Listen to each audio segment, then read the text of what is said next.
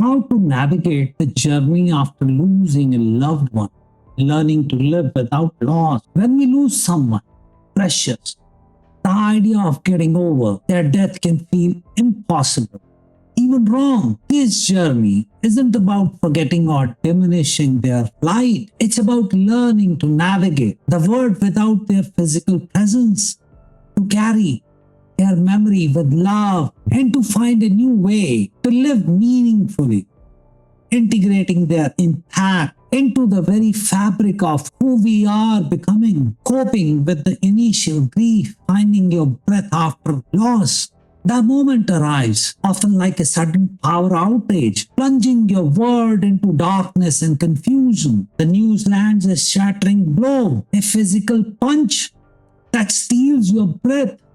And then the silence, a deafening emptiness, descends a stark vacuum where life once vibrated with sound. Your world, once a familiar, comfortable home, now feels alien, shrouded in a thick, disorienting fog. You might feel utterly numb, as if your emotions are frozen solid or hollowed out like an empty cup that can no longer be filled. Lost breath comes shallow, a trapped bird fluttering in your chest. Your heart hammers an insistent, painful drum against your ribs. Tears, hot and relentless, may flow, or perhaps they are dammed up, held back by the sheer force of shock. This is the first wave of grief. It's a sudden flood, rising fast, threatening to sweep you off your feet and pull you under. It feels unbearable, an impossible weight pressing down. But listen closely. You're breathing. Even if it's a ragged gasp, it's air. You are here.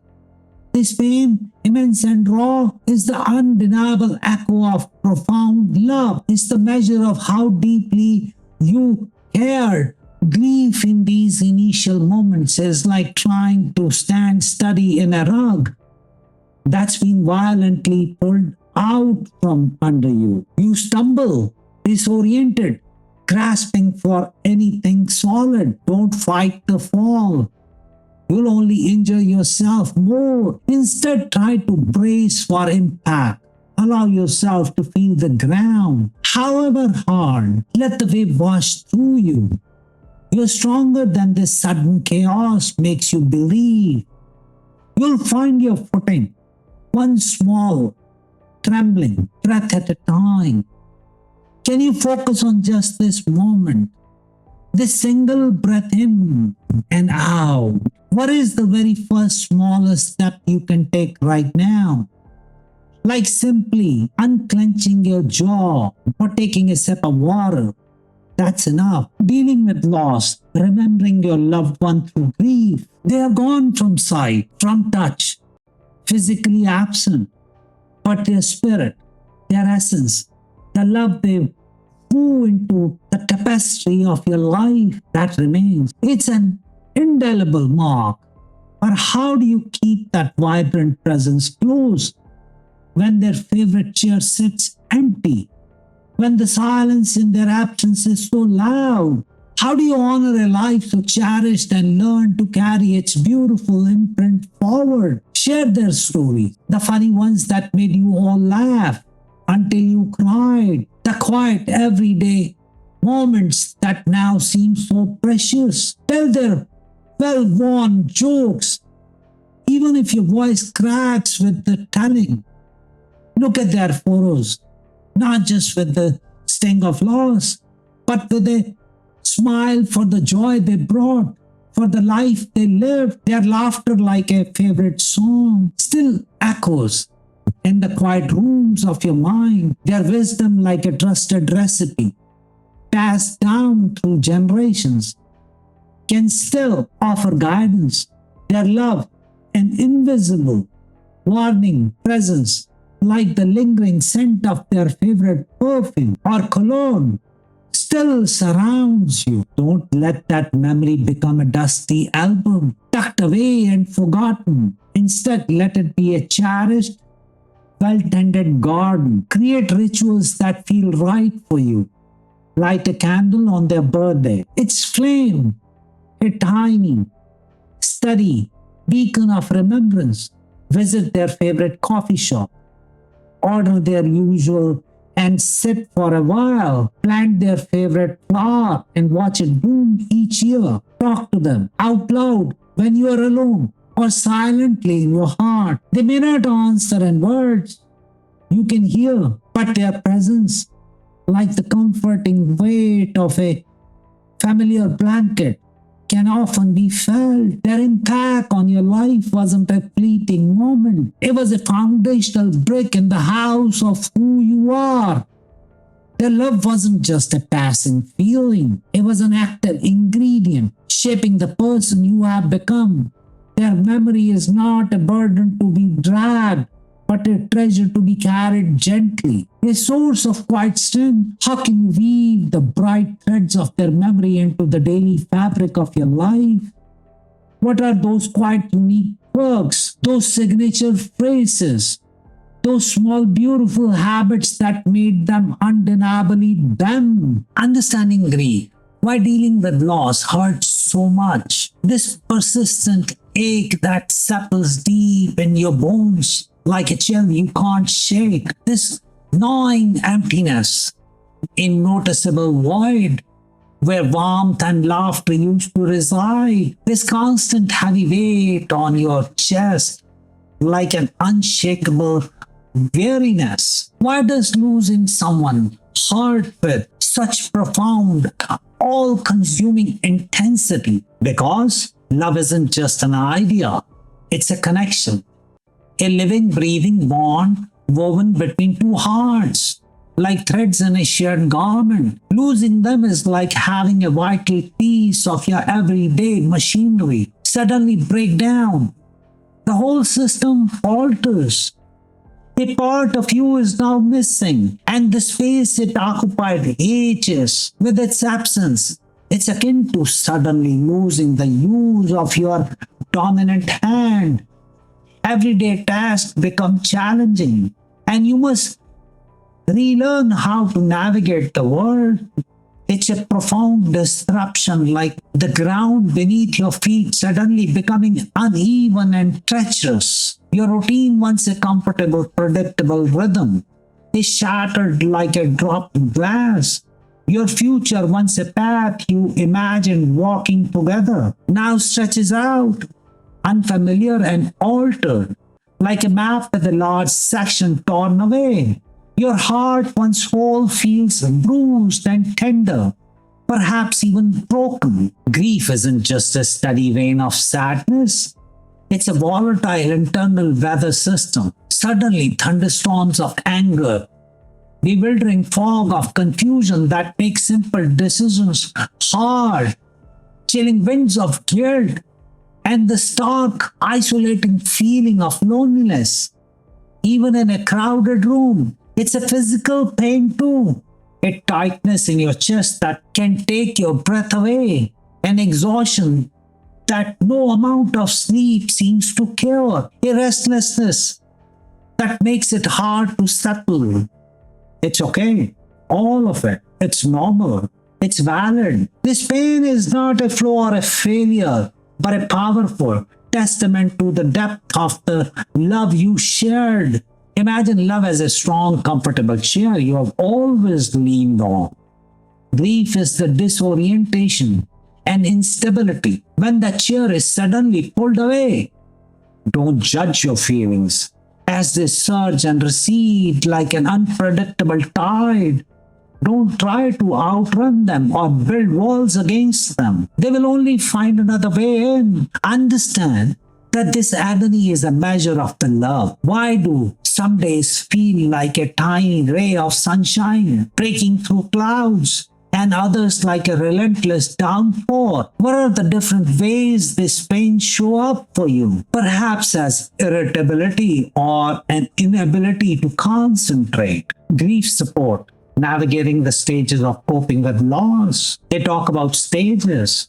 Denial, anger, bargaining, depression, acceptance. These can be useful markers, but grief isn't a straight, well-paved road with clear signposts. It's more like trying to navigate a familiar house in complete darkness after all the furniture has been rearranged. You bump into unexpected obstacles, retrace your steps, feel lost in rooms you thought you knew, or think of it like learning a new complex recipe. There will be successes, spills, and moments you need to consult the instructions again. One day you feel a flicker of strength, a small capacity to cope. The next, despair can feel like a heavy blanket, smoothing any light. You take a few tentative steps forward, only to feel like you have stumbled back into a familiar pothole of sorrow. This is normal. This is the unpredictable dance of grief. There's no correct way or wrong way to grieve, no universal timeline. Your journey is uniquely yours, shaped by the specific bond you shared, your own personality, and the circumstances of your life. Be patient with yourself, as you would with a friend, learning to manage a difficult new reality. Allow yourself to feel whatever arises without criticizing yourself for it. Don't let anyone, including the voice in your own head, pressure you to be over it. By a certain date, healing is not a race to the finish line. It's a slow, tender process of learning to live with a changed landscape. It takes time to absorb the shock, time to adjust to the profound emptiness, time to learn how to carry their memory with more peace and less raw pain. Integration, their absence into your life. What feelings are most prominent for you right now? Like a recurring theme in a song. In what small way can you offer yourself the same gentle understanding and compassion you would offer a dear friend walking this path, finding grief support, where to turn when dealing with loss? You don't have to walk this shadowed valley alone. In fact, you're not designed to bear such burdens in isolation. Reach out, talk to someone, family who understand the shared loss, friends who offer a listening ear, support groups where others are navigating similar paths, therapists trained to guide through the complexities of grief. Their ears are open, ready to listen without judgment, like a safe harbor in a storm. Their hearts, perhaps having known their own storms, can offer genuine understanding. Their experiences, like shared notes from fellow travelers, can offer comfort and perspective. It takes immense courage to ask for help when you feel broken, to show your vulnerability when all you want to do is hide. But it's not a sign of weakness. It's a profound act of strength and acknowledgement that connection is essential. Like needing a hand to hold while crossing a wobbly bridge. Think of yourself as trying to carry a very heavy load. Allowing others to help distribute the weight makes the journey possible. Let others support you. Let them share the weight of your sorrow, even if just for a little while. It won't diminish your love or your grief, but it can make the burden feel less crushing. Connection heals like warmth seeping into frozen hands. Sharing eases the intense pressure of unspoken pain. Understanding comfort like a familiar voice in an unfamiliar place. Who in your life feels like a safe person to talk to? Someone who will just listen. What kind of support? A listening ear. Help with practical tasks like cooking a meal, or simply the silent company of someone who cares feels most helpful to you right now. Remember, even one trusted person to lean on can be an anchor in turbulent waters. Coping with difficult grief emotions, anger, guilt, and regret after loss. Beyond the deep, pervasive ache of sadness, Grief often stirs up a turbulent mix of other emotions. Anger, perhaps at them for leaving you, for things left undone, at the illness, the accident, or the sheer unfairness of the world, at doctors, at fate, even at yourself for words spoken in haste, or loving words left unsaid, guilt, regret, the relentless looping soundtrack of what ifs and if onlys that can play in your mind, especially in the quiet hours. These feelings are complex, like a tangled ball of yarn that seems impossible to unravel. These feelings are valid, however uncomfortable or surprising they may be. These feelings need to be gently acknowledged, not shoved into a closet where they will only grow larger in the dark. Don't suppress them. Trying to ignore these powerful emotions is like trying to keep a lid on a pot of boiling water. Eventually, the pressure will cause it to spill over, often messily. Instead, gently allow them to surface. Talk about them with someone you trust. Try to understand their roots. Were there unspoken wishes, unresolved tensions, things you wish you had done differently? Forgive yourself, forgive them if forgiveness is needed. This isn't about excusing anything, but about releasing yourself from the sharp hook of bitterness or self blame. Holding on to anger is like repeatedly picking at a wound. It prevents healing and keeps the pain fresh. Holding on to guilt is like trying to swim with pockets full of heavy stones. It drags you down and makes it impossible to move forward. Holding on to regret keeps you tethered to a past you cannot change, like being forced to watch the same sad scene over and over. How can you begin to gently examine these difficult emotions in a healthy way? Perhaps by writing them down or talking them through. What are some of the what ifs that trouble you? And can you look at them with the compassion you would offer a friend, recognizing that you did the best you could with the information and resources you had at that time? Dealing with loss, rebuilding life, and finding grief support. Life has changed irrevocably. The landscape of your daily existence is altered, like a familiar neighborhood after a major storm. Some landmarks are gone, others damaged, and the paths are different. It can feel unfamiliar, daunting, achingly empty. But life, even in its altered form, continues, often in small, surprising ways. Slowly, gradually, you'll find new rhythms, like learning the steps to a new dance, unexpected moments of peace or even joy, like finding a forgotten photograph that brings a smile. New sources of purpose may emerge. Their love remains a part of your very being, woven into the story of your life. Their memory is not a heavy anchor holding you in the past, but can become a gentle current guiding you forward. Their spirit, the lessons they taught, the love they shared can be an inspiration, like a quiet compass pointing towards living well. Moving forward doesn't mean forgetting, erasing, or leaving them behind. It means integrating their precious love and their enduring impact into your new reality, learning to carry their light with you as you navigate this new path. It's like learning to cook their favorite dish.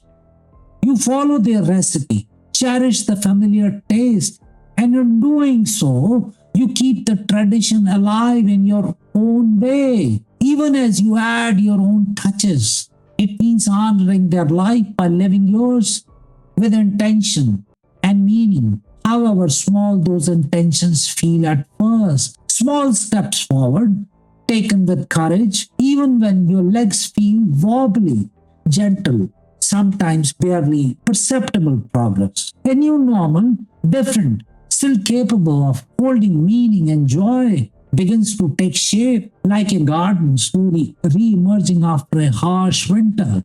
What are some small, manageable things you can do today that might bring a tiny spark of purpose or a moment of calm? Perhaps finishing a task they started or doing something kind for someone else in their name. How can you consciously honor your loved one while also gently embracing the future that still awaits you, a future they would want you to live? When grief feels stuck, seeking grief support for prolonged loss, week turns into months, months stretch into years, and for some, the sharp, intense pain of early grief doesn't soften or shift.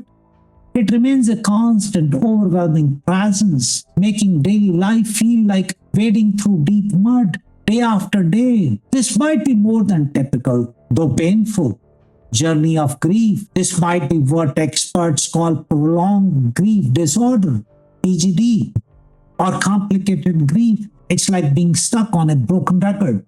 The same sorrowful tune playing endlessly, a constant, pervasive sadness that colors everything gray, an inability to engage with daily life or find moments of peace or joy, an intense, persistent longing for your loved one that overshadows all else, a profound difficulty in accepting the finality of the loss, making it hard to envision a future if your grief feels like an unmovable boulder blocking your path, if you feel perpetually stuck in its deepest, darkest pit. Please know that you're not alone in this experience, and there is dedicated help available. A therapist, counselor, or grief specialist can provide understanding, support, and specific strategies to help you navigate this incredibly challenging terrain. They're like experienced guides who know the difficult trails and can help you find a way through when you feel completely lost and overwhelmed. You deserve to find a measure of peace, even amidst ongoing sorrow. You deserve to find a way to move forward, carrying their love with you as a comfort, not as a crushing weight. You deserve skilled, compassionate help to find your way back to a life with more light. What are some signs that tell you your grief might be more than the usual painful journey? Perhaps an inability to function at work or home for a very extended period, or intense feelings of meaninglessness. What is the very first step you can take today to explore the possibility of professional support? Like looking up to a local counselor or talking to your doctor. Reaching out is an act of profound self-care and immense courage. Grieving is deeply personal journey, unique to each of us, like our own fingerprint. There is no right way, only your way, unfolding at its own pace. Be kind and patient with yourself, as you would with someone you love deeply who's hurting. Allow the process to be where it is. And remember that even in the deepest shadows, the love you shared remains a constant, unwavering light. You're not alone. If you feel you need additional support, or if your family could benefit from guidance during this difficult time, you can call a counselor nearby. I'm also available for family session. Please feel free to reach out. Take that gentle next step for yourself, for your family. Take care of yourself.